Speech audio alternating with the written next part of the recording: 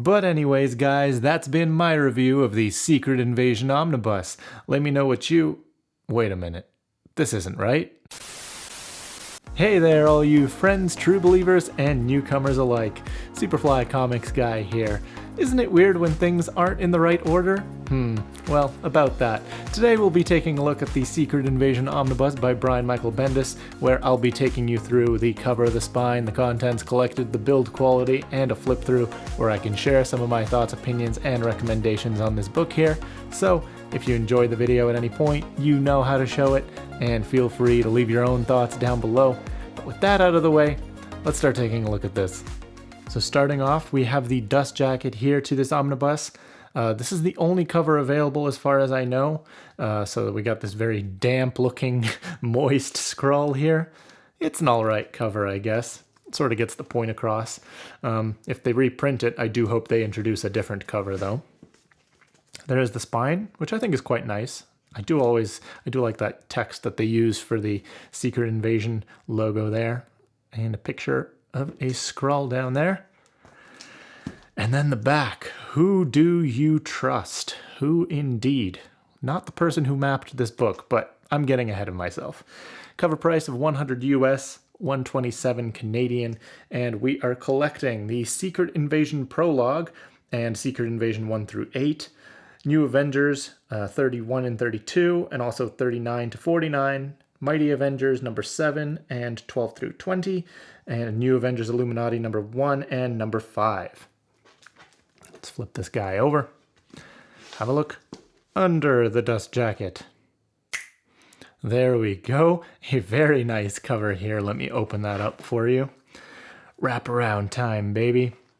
You might be wondering, the Marvel heroes sure look kind of weird. Why do they all look all green and slimy and Shrek-like? What are you doing in my swamp? Well, if you're not familiar with this story, I will tell you a little bit about it so you don't have to be too confused. So why don't we just go ahead and start flipping through. Okay, so the Secret Invasion Omnibus. So, even though I said I'll be taking you through some of this book, I will be trying to keep spoilers to a minimum, just so you can still enjoy this book should you choose to read it yourself. But I will say this does take place directly after New Avengers Omnibus Volume 1, so it will spoil the end of that omnibus for you. So if you don't know how that omnibus ends or how this event kicks off, then that will be spoiled pretty quickly for you here, so fair warning. But otherwise, I'm going to keep the rest of the story very vague, or at least as much as I can. We have a credits page here telling you about some of the creators behind each of the stories here. And I do believe it is in order, so that is nice. But you don't get page numbers in here, so you can't navigate as easily. But anyway, we do get a recap page, as I mentioned, talking about pretty much everything that happened in New Avengers Omnibus Volume 1 and a little more. So things like Avengers Disassembled and House of M and a little bit of Civil War, that kind of stuff. And then, yeah, the big thing that kicks off this story. So, by this point, Elektra is the leader of the Hand. And during this big battle with all of the New Avengers, Elektra is actually killed, but she is revealed to have been a Skrull. And if you don't know who the Skrulls are, they are this shape-shifting alien race. And, you know, this scares pretty much everybody on the team because none of them were able to detect this the entire time. So Spider-Man's spider sense didn't detect it. Wolverine couldn't detect anything. He couldn't smell anything off. Tony Stark and Reed Richards' tech, none of their technology was able to detect this. So this really sort of sends a shockwave of doubt through the team. And they begin to contemplate and consider and discover that this may only be the beginning. Elektra was only the beginning, and this signals something deeper, that perhaps all those events, Avengers Disassembled, House of M, the situation with the mutants at this time, Civil War, it could all be connected. And that's what kicks off Secret Invasion. So Secret Invasion is this plot by the Skrulls, the Skrull homeworld, to sort of infiltrate in Earth's society and heroes to try to take over the planet from the inside. And this leads to a lot of interesting situations, because if you've ever played the board game Mafia or Werewolf or anything like that, where you're trying to find out which one in the group is the bad guy, this is kind of that, because all the heroes start, they become very paranoid and doubtful of each other. Everyone's wondering who's a Skrull. They don't want to talk to each other because any one of us could be a Skrull. We could be feeding information to the enemy. So you have all these examples of heroes turning on each other, like, get away from me, you're a Skrull. And the other person will be like, no, you're a Skrull. That's exactly what a Skrull would say. And it leads to a lot of fun twists and turns that way. It just lends itself very well. Because, yeah, literally anybody can be a Skrull. You can pull a twist out of your hat just like that, because, someone could be a Skrull, and that completely flips the situation on its head. Now, I will say that doesn't always, the whole Skrull switching doesn't always make sense, but it makes for a pretty exciting story. At least at first, because they do sort of reuse that whole Skrull swap thing quite a bit. It does get a little bit old after a while. But honestly, the Secret Invasion event itself, those issues 1 through 8 of Secret Invasion, they actually didn't end up being that interesting to me, because it just sort of devolves eventually into a whole lot of fighting until that's basically the only thing going on. Marvel heroes just love to fight each other for some reason. But I won't spoil how that all ends, of course. I'll just say it's up to the heroes to figure out how they can stop the Skrulls, figure out what's the key, who's behind this, how they can push back this invasion. What's kind of a fun idea here is that a lot of the covers in this omnibus are like Skrull versions of famous Marvel covers. So here we have an homage to Avengers #1, that first Avengers issue with Thor and Hulk and Iron Man and Ant-Man, but Skrull versions of everybody.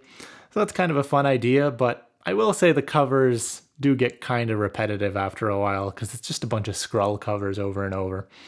But now we are, at this point in the book, Secret Invasion has already happened, so now we're in sort of the aftermath section, and this sort of acts kind of like a New Avengers Omnibus Volume 2 in that way, because like all of these stories basically from this point on take you up until Dark Reign, I believe it's called. Because after Secret Invasion, everybody's pretty angry with Tony Stark by this point after everything that's happened. So that leads to a sort of power shift. But then what's kind of weird is this book now flashes back to events from before Secret Invasion. So flashbacks and setup and kind of explaining what the Skrulls were doing, what their plan was, how they managed to do certain things, what certain heroes were up to. Just a whole bunch of things that take place before the big climax of Secret Invasion. And that leads me into my biggest complaint with this omnibus, is that frankly, the mapping it sucks. This feels kind of like starting at the end of a movie and then watching the beginning and the middle later. I'm the type of person where I just prefer going in chronological order with my stories and progressively building up the story and suspense that way. But having like the big event first and then like the big climax and then all this other stuff later, it just sort of killed a lot of the stakes for me, because you do so much hopping around between different subplots. And it's unfortunate, because a lot of this omnibus's best material is not Secret Invasion, not the event, but the tie-ins here and the aftermath, because of the great character moments in here. And I've always felt that that's something that Bendis is really good at. Character interactions. You look at his Ultimate Spider-Man run, his Daredevil run, his work on Alias. all of those are so character driven. And the same is true here. The event itself, like I said, it's whatever. Bendis's action and fighting, to me, it's just not that interesting. But the banter between the characters, how characters like Reed Richards were manipulated, which, man, it's really messed up to read. The toll that all these things take on Tony Stark. How all these events affect people like Jessica Jones and Luke Cage, who are trying to start a family at this point. That's where the gold is in this omnibus. And it's stuff like this that should have been placed before the big event, so that we would be able to care that much more and the climax would just hit that much harder. But instead, you end up feeling less invested in these sort of side stories because you already saw what happens later. You already know, you already know what's going to happen. Now, it's not all out of order. There is genuinely some aftermath stuff that belongs after the big event, obviously, such as seeing how different characters react to each other after all the Skrull craziness is over. Because, for example, let's say the Skrull version of a hero did something horrible, something awful to the rest of the team. And then the real version of that hero comes back later and they're being treated differently. Not always on purpose, but there's that sort of stigma in the air there. And they're just like, sorry, we just can't trust you. And the hero will be like, what do you mean? I didn't do anything. And it just leads up to, it leads to a lot of interesting sort of conflicts and push and pull amongst the team. The art in here is fabulous. Here we have some work by Alex Maleev. Quite a large chunk of the art is done by Lionel Francis Yu, who does a great job. Other artists like Mark Bagley does an issue. Got to have my shameless Mark Bagley appreciation plug in there. Who else? David Mack at one point. There's a lot of great art in here. Really can't complain about the art. But as far as the extras section goes, it's actually quite big. Quite a decent amount of extras in here, and some interesting extras too. It's got your typical variants in here to start off, which is cool, you know. But let me show you some more interesting stuff, because we also get some interviews in here. Here we go. So some interviews with Brian Michael Bendis, where he's talking about some of the planning and the story beats and some of the inspiration that went into this whole Secret Invasion story. And that's really cool. You got an interview by with Lionel Francis Yu as well, and he talks more about the art side of things. So, you know, the big battle scenes, the big moments he had to draw, scripts, and what it was like working with Bendis, which is pretty cool too.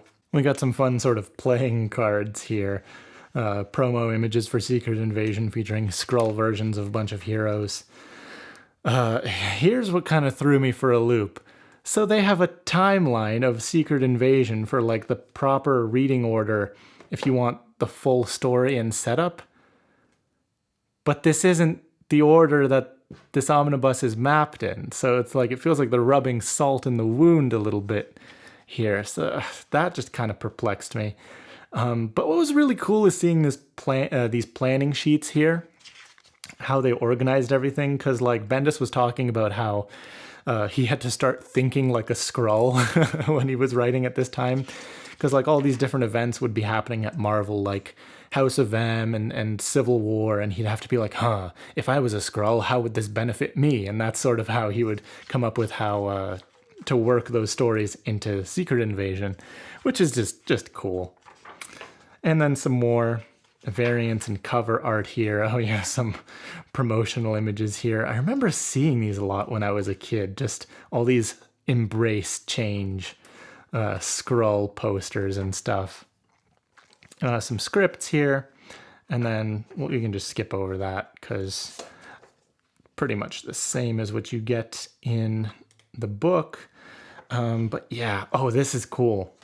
So you remember those homage covers I mentioned? So here they have a bit of a gallery where they take you through the original cover and then the Skrull version that they pulled from. So here we have one for New Avengers and that Avengers #1 issue that I mentioned, and House of M and the Avengers Illuminati. Just really cool stuff. Daredevil 168. Love that cover. It's a cool idea, but, you know, seeing Skrull covers kind of all the time did get a little bit repetitive for me. And then some conceptual sketches and design and that kind of thing. And that's pretty much the end of your extra section. Now, as for the build quality, this is another really strong talking point here. It's fantastic. That eye is ginormous. So I never noticed any gutter loss or anything like that. 952 pages is what you get, so it's a decent size for an omnibus. The page quality is really good. Yeah, this book was printed, I believe, around 2018 or something like that. So really good quality here. Not noticing any page bleed or anything like that. Quite good. But all right, time for some closing thoughts. Namely, would I recommend this book? Well, I'm struggling with this a little bit because there is a really good story in here, but it's just not presented very well due to the mapping, at least in my opinion. I'd say if you're really interested in trying this Omni out, then I would recommend you look up and follow some kind of chronological reading order for it that will help you just to get the most impact out of each of the stories in here, because there's a lot of good moments in here. But I do hope if they reprint this book, it sorely needs to be remapped into a better reading order. Or if they decide to release a New Avengers Omnibus Volume 2, I hope that'll be organized better than this. But that's been my review of the Secret Invasion Omnibus. Let me know what you thought about the book, the review, some of the stories inside. How do you feel about the mapping if you've read this omnibus before? Yeah, leave your thoughts down below, but thank you so much for joining me today, guys. I hope to catch you in another video real soon, so you have yourself a great day. I've been Superfly Comics Guy, and until next time, you keep reading. Bye-bye, guys.